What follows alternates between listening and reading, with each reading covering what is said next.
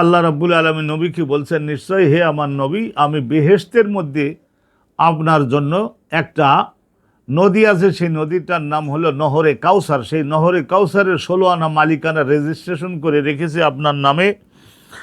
নবী করিম সাল্লাল্লাহু আলাইহি ওয়াসাল্লামের উপরে যখন এই সূরা নাজিল হলো সাহাবাগণের সামনে, তখন নবী আলাইহিস সালাম বলেছিলেন, আতাদরুনা মা আল কাউসার। এই আয়াতে আল্লাহ আমাকে কাউসার দান করেছেন মর্মে যে কাউসারের কথা বললেন, এইটা কাউসার বলে কাকে বোঝানো হলো তা কি তোমরা জানতে বুঝতে পেরেছো হে আমার সাহাবাগণ? ইন্নাহু নাহরুন ফিল জান্নাহ, এটা বেহেশতের মধ্যে একটা নদী হবে। এটা সালসাবিল, সালসাবিল নামক একটি নদীর একটি শাখা নদী।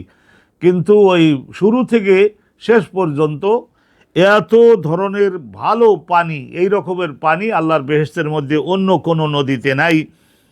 ও আদানি হে রব্বি ফি হে খাইরুন কাসির। আল্লাহ নবী বলছেন যে আল্লাহ রাব্বুল আলামিন আমার কাছে ওয়াদা দিয়েছেন যে এই নহরে কাউসারের মালিকানাটা আমাকে তিনি দান করেছেন, এবং তার মধ্যে মানব জাতির জন্য আমার যারা উম্মাত, যারা সত্যে বিশ্বাসী হয়ে আমার অনুসারী হয়ে আসবে, তাদের সকলের জন্য এই নদীর মধ্যে অগণিত কল্যাণ এবং মঙ্গল থাকবে।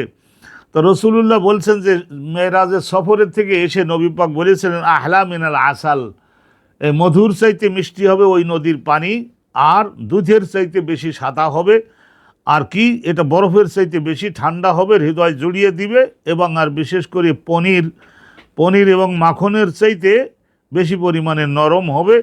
আর এই নদীটার দুইটা পাড় বাঁধানো, সেটা জবরদস্ত পাথরের দ্বারা পাড় বাঁধানো থাকবে, এবং এখানে যে সমস্ত লক্ষ লক্ষ গ্লাস স্থাপিত থাকবে, রাখা থাকবে, যাতে করে যে কোনো লোক এসে ওই গ্লাসে ওই নদীর থেকে পানি উঠাই নিয়ে কলিজা ভরে পান করতে পারে।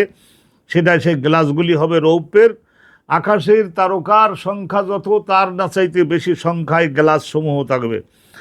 আর কথাও বর্ণিত আছে হাদিসে পাকে, লাই আজমা উমান শারিবা মিনহু আবাদান, এখান থেকে এক গ্লাস যদি কেউ পান করে, তাহলে আর কোনো সময় কারোর কলিজার মধ্যে আর তৃষ্ণা বলে যে একটা জিনিস আছে, এইটা আর থাকবে না।